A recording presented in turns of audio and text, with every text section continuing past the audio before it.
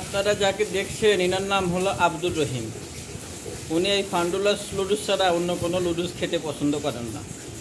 দোকানে গেলে আগে ওনাকে এই লুডুসটাই কিনে দিতে হবে। আর এখন দেখেন উনি ঘুমানোর সময়ও লুডুসের প্যাকেট ওনার পাশে রাখেন,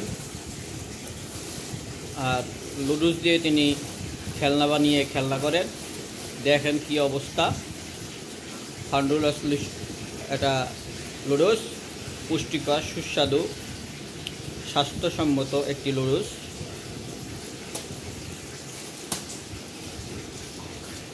আমার সোনামণির প্রথম পছন্দ। আব্বু এই যে এদিকে তাকান।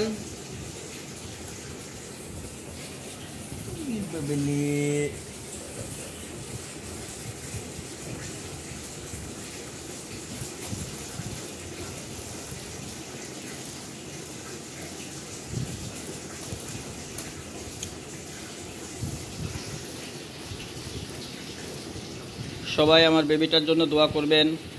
খোদা হাফেজ।